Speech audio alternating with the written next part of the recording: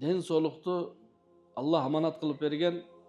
Ошол ден соолукка тамактануу эң чоң таасири бар. Пайгамбарыбыз саллаллаху алейхи ва саллям жашоосунда көрсөттү. Эки жолу катары менен курсагын тойгозуп тамак жеген эмес экен да пайгамбарыбыз саллаллаху алейхи ва саллям. Ошого кичине тамак жебей коюуду айткан жокмун. Жейли, бирок курсак ачканда жейли.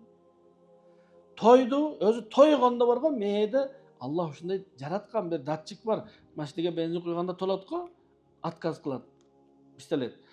Ошондо бизде дагы мээде бир эме келет, тойду депчи. Бирок биз алыңыз эле алыңыз деп бири-бирибизди албасаң капа болом деп жатып, ошол датчиктерди бузуп салганбыз да бизчи.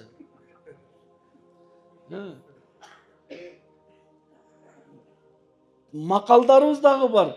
Жакшы тамак калганча жаман курсак жарылсын. Жеңиз. Жок, жейли. Алла разы болсун. Курсак ачканда жейли. Жакшы иштегендер, мындай кыймыл аракети көп кылган жаштар жесин. Бирок эми курсак тойгондон кийин жеген бул зулум бул.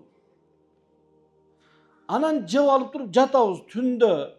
Бул организм мээни эс алдырыш керекпи же ашказанды иштетиш керек?